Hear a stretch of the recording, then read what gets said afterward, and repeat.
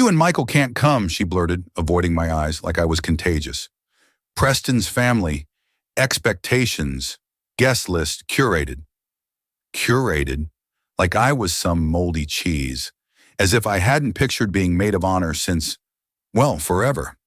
Truth was, Sophie was blind. They all were. Because my quiet husband, the one they dismissed, he wasn't just some small business owner. Not even close. They wanted prestige. They were about to get a tsunami of it. What they didn't know, what made my blood simmer with a slow, vengeful burn, was the depth of Michael's compassion. It's a weakness they'll soon regret mocking.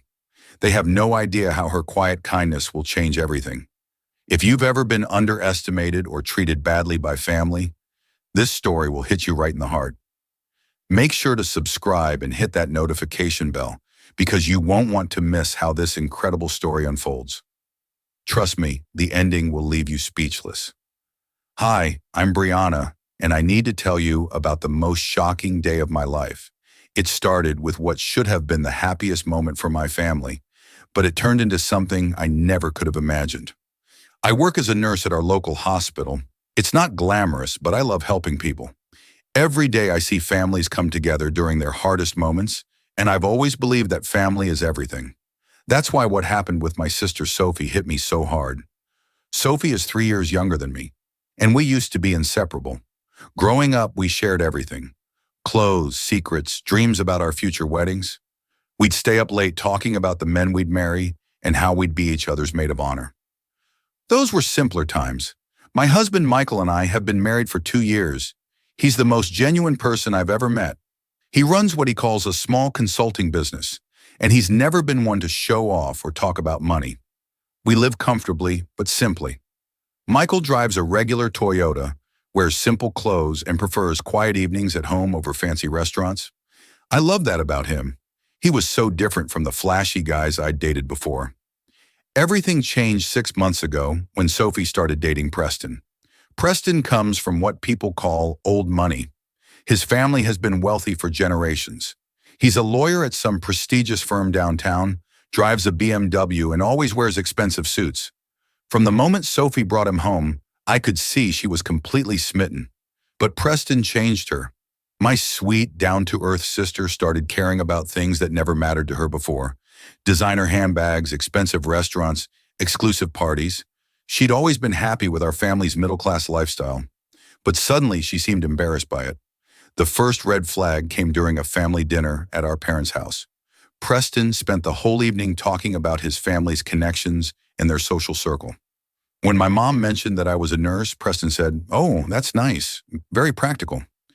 The way he said it made it sound like being practical was a bad thing. Michael barely spoke during that dinner. He just listened quietly the way he always does. But I noticed him watching Preston carefully. When Preston started talking about his expensive watch and how it was an investment piece, Michael just nodded politely. At the time, I thought my husband was being shy around Sophie's wealthy boyfriend. Over the next few months, Sophie became obsessed with fitting into Preston's world. She started shopping at stores I'd never heard of, got her hair done at salons that cost more than my monthly grocery budget, and began using words like networking and social positioning. It was like watching my sister disappear and be replaced by someone I didn't recognize. The engagement happened at some fancy restaurant that required reservations months in advance. Sophie called me the next morning, practically screaming with excitement. "Brianna, I'm engaged. Preston proposed last night and it was perfect." I was genuinely happy for her. Despite my concerns about Preston, I wanted my sister to be happy. "That's wonderful, Sophie. I can't wait to help you plan everything." But instead of excitement, there was a pause. Well, about that. Preston and I have very specific ideas about the wedding. His family has certain expectations. I should have seen it coming then, but I was too focused on being supportive. Of course, whatever you need, I'm here for you. The wedding planning became a nightmare. Sophie and Preston hired a wedding planner who cost more than most people's cars. Every decision was about impressing Preston's family and their friends. The venue had to be perfect. The flowers had to be imported. The food had to be from a specific catering company that only worked with elite events. I tried to be involved, but I felt more and more like an outsider. When I suggested simple, heartfelt touches, like including some of our grandmother's jewelry or having a family photo display, Sophie would dismiss them as too sentimental or not the right aesthetic. Michael watched all this happening and kept his thoughts to himself. Sometimes I'd catch him making quiet phone calls, but when I asked about them, he'd just say they were work-related. I started to feel like I was losing both my sister and my husband to some invisible world I couldn't understand. The breaking point came the 3 weeks before the wedding. Sophie showed up at our house on a Tuesday evening, looking nervous and avoiding eye contact. I made us tea thinking she wanted to talk about last-minute wedding jitters. "Brianna, I need to tell you something, and I need you to understand that this isn't personal." My heart started racing. "What's wrong?" "Preston's family has very specific expectations about the wedding. They've invited some very important people. Business partners, judges, politicians. The guest list has to be curated." I still didn't understand. "Okay, but what does that have to do with me?" Sophie took a deep breath. "You and Michael can't come to the wedding." The words hit me like a physical blow. "What do you mean we can't come?" "I'm your sister." "I know, and this is killing me." But Preston's parents were very clear. They said the wedding needs to reflect a certain image. They looked at the guest list and said that some people might not fit in. People like me and Michael. It's not about you personally, Brianna. It's just that you're a nurse and Michael has that small business. Preston's family is worried about appearances. They're afraid that if their connections see too many regular people, it might hurt Preston's career prospects. I felt like the room was spinning. Regular people. "Sophie, I'm your sister. I've been planning to be your maid of honor since we were kids. I know, and I'm sorry, but this wedding isn't just about me anymore. It's about Preston's future, our future. His family has connections that could set us up for life. I can't risk that." "So you're choosing his family over your own?" Sophie's voice got defensive. "I'm choosing my marriage. I'm choosing security. You wouldn't understand because you settled for a simple life, but I want more than that." The word settled cut deep. "I didn't settle, Sophie. I chose love. I chose a man who treats me well and makes me happy. I thought that's what mattered. That's easy to say when you don't have opportunities like this. Preston can give me everything. A big house, nice cars, respect in the community. His family moves in circles where a single introduction can change your whole life. And apparently having a sister who's a nurse and a brother-in-law who runs a small business would ruin all that. You're being dramatic. It's just one day. After the wedding, things can go back to normal." "Normal? Sophie, you're uninviting me from your wedding because I'm not rich enough. How is that ever going to be normal?" Sophie stood up, her face hard. "I knew you wouldn't understand. I was hoping you'd be mature about this." "Mature? You want me to be mature about being rejected by my own sister? I want you to think about what's best for everyone. This isn't easy for me either, but it was easy for her. I could see it in her eyes. She'd already made her choice, and it wasn't family." After Sophie left, I cried for hours. Michael held me while I sobbed about losing my sister to people who saw me as beneath them. He didn't say much, just stroked my hair and told me everything would be okay. But that night, I noticed Michael making more of those quiet phone calls. He'd step out onto the porch or go to his office and close the door. When I asked about it, he'd just say, "Don't worry about it, sweetheart. Just work stuff." The next 2 weeks were torture. I had to watch Sophie post about her perfect wedding preparations on social media while knowing I wouldn't be there. Our parents were confused and hurt when they found out what happened. They tried to convince Sophie to change her mind, but she was firm. The wedding was about her new life, and apparently we didn't fit into it. I tried to be understanding. I really did. Part of me thought maybe Sophie was right. Maybe I should be happy for her and not make this about me. But every time I looked at the bridesmaid dress hanging in my closet, the one I'd never get to wear, I felt that rejection all over again. The morning of the wedding, I was planning to stay home and wallow, but Michael had other ideas. "Get dressed, Brianna. We're going to the wedding." "Michael, we can't." Sophie made it very clear. "Trust me on this one. Just get dressed." There was something in his voice, a confidence I'd never heard before. He wasn't asking. He was telling me, and for some reason I trusted him. We drove to the Grandview Hotel where the wedding was being held. It was one of those places that screamed luxury. Marble floors, crystal chandeliers, staff in perfect uniforms. I felt underdressed in my simple dress, even though it was the nicest thing I owned. The moment we walked in, I wanted to leave. Sophie was in the lobby taking pictures with Preston's family, and when she saw us, her face went white. "Brianna, what are you doing here? I told you." "I know what you told me," I said, my voice steadier than I felt. "But I'm your sister, and I wanted to wish you well." Preston strutted over, looking annoyed. "Sophie, I thought we handled this. We discussed the guest list." "We did," Sophie said, looking panicked. "I'm sorry, Preston. They weren't supposed to come." Michael stepped forward, and something strange happened. His entire demeanor changed. The quiet, modest man I was married to suddenly carried himself differently, taller, more confident, more powerful. "Preston, isn't it?" Michael extended his hand. "I'm Michael Chen. I don't think we've been properly introduced." Preston shook his hand reluctantly. "Right. The consultant was it. Something like that," Michael said with a small smile. Just then a hotel manager approached us, but instead of asking us to leave, he walked straight to Michael. "Mr. Chen, what a pleasure to have you here tonight. Is everything to your satisfaction?" I stared at Michael. The manager knew him. "How?" "Everything's perfect, David. Thank you for accommodating the last-minute requests." "Of course, sir. Anything you need?" Preston looked confused. "I'm sorry. How do you know the hotel manager?" Michael's smile got a little bigger. "Oh, I know David quite well. We've worked together for years." Before Preston could ask more questions, an older man in an expensive suit approached our group. I recognized him from the wedding photos.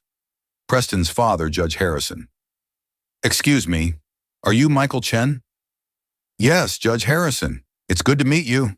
The judge's entire attitude changed. "The pleasure is mine, Mr. Chen. I had no idea you'd be attending." Sophie didn't mention. "Oh, Brianna is my wife," Michael said casually. "Sophie's sister." Judge Harrison's face went from confused to shocked to something that looked like panic. "Your wife, Sophie's sister?" "That's right. I was completely lost. How did Preston's father know Michael? And why did he look like he'd seen a ghost?" "Preston," Judge Harrison said urgently, "could I speak with you privately?" "Dad, we're in the middle of now." "Preston." They stepped away, but I could see Judge Harrison speaking rapidly to his son. Preston kept glancing over at Michael with growing alarm. "Michael," I whispered, "what's happening? How do you know these people?" Before he could answer, more people started approaching us. The mayor's wife, the CEO of the biggest bank in the city, the owner of the most exclusive restaurant downtown. All of them knew Michael. All of them treated him with the kind of respect I'd never seen before. Preston returned looking pale. "Mr. Chen," I apologize. "I didn't realize. I mean, if I had known who you were, known who I was," Michael asked innocently. "Well, you're you. I mean, everyone knows Chen Industries and your hotel chain and your real estate developments." I felt like I was in a dream. Hotel chain, real estate developments. My husband who drove a Toyota and wore clothes from Target. "Sophie," Preston said desperately, "why didn't you tell me your sister was married to Michael Chen?" Sophie looked as confused as I felt. "I don't understand. Michael runs a small consulting business."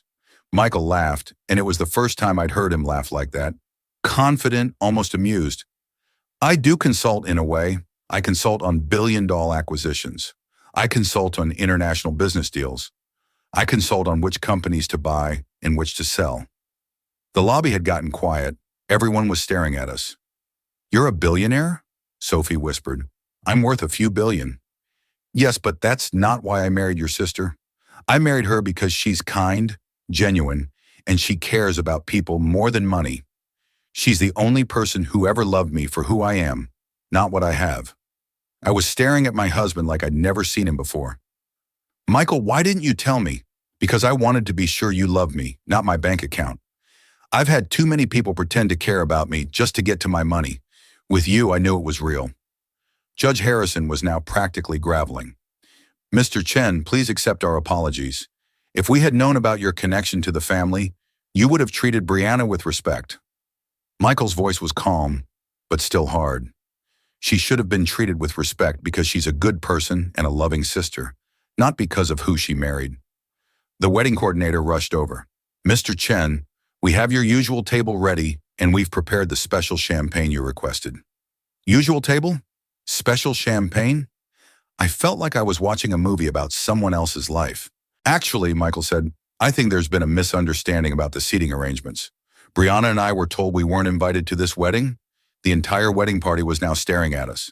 Guests who had been ignoring us 10 minutes ago were suddenly trying to get our attention.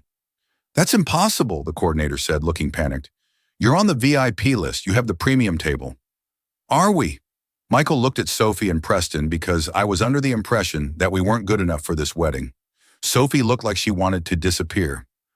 Brianna, I'm so sorry. I didn't know you didn't know what. That your sister deserved basic respect. That family should matter more than impressing strangers. Please, Preston said, let's not make a scene. Of course, you're welcome here. There was obviously a miscommunication. A miscommunication? I found my voice. You told me I wasn't good enough for your family. You said regular people like me would hurt your image. I never said that, Preston lied. Actually, you did, Michael said quietly. I had our conversation recorded. Preston's face went white. Recorded. I record all my business conversations. It's standard practice, including conversations about my wife being excluded from family events because she's not wealthy enough. Judge Harrison looked like he was having a heart attack. Preston, tell me you didn't actually say that. We were just trying to maintain a certain standard.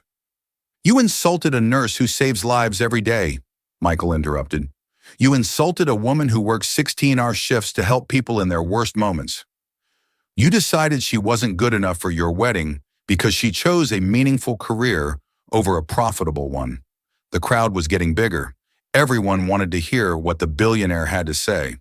And you, Michael turned to Sophie, you chose these people over your own sister. The sister who helped raise you. The sister who was there for you through every breakup, every failure, every success. You threw that away for what? A chance to impress people who don't actually care about you. Sophie was crying now. I'm sorry, Brianna. I'm so sorry. I was just scared of not fitting in, of not being good enough for Preston's world. You were always good enough, I said, my own voice breaking. You just stopped believing it. Michael put his arm around me. The truth is, Judge Harrison, your son's law firm is one of my holdings. I own 40% of Harrison Wells and Associates. I could have fired Preston months ago if I wanted to. Preston looked like he was going to faint, but I didn't because I believe in second chances. I believe people can learn from their mistakes. The question is, what are you going to learn from this? The wedding coordinator was frantically trying to fix the situation. Mr. Chen, we have a beautiful table for you right up front, and we can arrange for Mrs. Chen to be added to the wedding party if you'd like. That's not necessary, I said. I don't want to be in a wedding party that didn't want me in the first place. Brianna, please, Sophie begged. Let me fix this. Let me make it right. I looked at my sister, this person I'd loved my whole life, and I felt tired. Tired of being hurt. Tired of being seen as less than. Tired of begging for acceptance from people who should have loved me unconditionally. Sophie, I forgive you, but I need you to understand something. You can't fix this by giving me a place in your wedding now. You can only fix it by figuring out who you really are and what really matters to you. I know what matters. She said, family matters. You matter. Do I? Or do I matter now because my husband is rich? Sophie couldn't answer that, and her silence was answer enough. Michael addressed the crowd that had gathered. I want everyone here to remember something. Real worth isn't measured in dollars. It's measured in how you treat people when you think they can't help you. It's measured in kindness, loyalty, and love. My wife is worth more than all my money combined because she has a good heart. He turned to Preston. You're going to marry into a family that includes my wife. That makes you family too, whether you like it or not. So you can choose to be the kind of family member who judges and excludes, or you can choose to be better. But understand this, How you treat Brianna is how you're treating me. The wedding continued, but everything was different now. People who had ignored us were suddenly our best friends. The same people who had thought I wasn't good enough an hour ago were now asking about my work at the hospital and complimenting my dress. It was disgusting, really, but also educational. Michael and I sat at that premium table, and I watched my husband navigate conversations with mayors and judges and business leaders, like he'd been doing it his whole life because he had been. I was married to one of the most powerful men in the city, and I'd never known it. During the reception, Sophie came over to apologize again. Brianna, I know sorry isn't enough. I know I hurt you in a way that can't be undone, but I want to try to make this right. How? I asked. By being the sister you deserve. By remembering who I am underneath all this fancy stuff. By putting family first the way you always have. And what about Preston's family? What about their expectations? Sophie looked over at her new husband, who was now desperately trying to get Michael's attention. I think Preston's learning that there are more important things than impressing his parents. And his parents are learning that they misjudged you completely. They didn't misjudge me. I said they judged me exactly right. I am a regular person with a regular job who cares more about helping people than making money. The only thing they got wrong was thinking that made me less valuable. You're the most valuable person I know, Sophie said. And I'm sorry it took almost losing you for me to remember that. Later, as Michael and I danced to a song I'd never heard before, I asked him the question that had been burning in my mind all evening. Why didn't you tell me? Because I've been rich my whole life, and I've never been loved my whole life. Not really. People see the money and they see opportunities. They see business connections and social advantages. They don't see me. But I would have loved you anyway. I know that now. But I needed to be sure. I needed to know that when you said you loved me, you meant Michael the person, not Michael the billionaire. I don't even know Michael the billionaire, I said. I only know Michael, the person who brings me coffee in the morning and rubs my feet after long shifts and listens to me complain about difficult patients. That's exactly who I wanted you to know. So what happens now? Do we move to some mansion? Do I quit my job? Do we become those people who judge others for not being rich enough? Michael spun me around, and when I faced him again, he was smiling. Now we go home to our regular house, and you go back to saving lives, and I go back to my business. The only difference is that maybe we can help more people. Maybe we can make sure other families don't go through what we went through tonight. And my sister, your sister's going to have to figure out who she wants to be. But she's family, and family deserves second chances. As the evening wound down, I found myself talking to Judge Harrison. He'd been trying to apologize all night, but I'd been avoiding him. Mrs. Chen, I owe you an apology. My son told me some things about you and your husband that were inaccurate. What kinds of things? He said you were just a nurse, and your husband was just a small business owner. He made it sound like you were, well, like you were beneath us. We are just a nurse and a small business owner. I said that's exactly what we are. But your husband is Michael Chen. Yes, he is. But he's also a man who drives a Toyota and shops at Target and prefers quiet nights at home to fancy parties. Those aren't contradictions, Judge Harrison. They're just different aspects of the same person. I'm beginning to understand that. The question is, would you have been nicer to me tonight if Michael was actually just a small business owner? Would you have treated me with respect if I was just a nurse married to a regular man? Judge Harrison thought about it. I'd like to think so, but you're not sure? No, I'm not sure, and that's something I need to work on. At least he was honest. As we finally left the wedding, Sophie hugged me tight. I love you, Brianna. I'm sorry I forgot that for a while. I love you too. But Sophie, you need to figure out who you are when no one is watching. You need to decide if you want to be the kind of person who judges people by their bank accounts, or if you want to be the kind of person who judges them by their character. I want to be like you, she said. Then start by being kind to people who can't do anything for you. Start by respecting people regardless of their jobs or their money. Start by remembering that the best parts of yourself were there long before you met Preston. The drive home was quiet. Michael held my hand while he drove, and I thought about everything that had happened.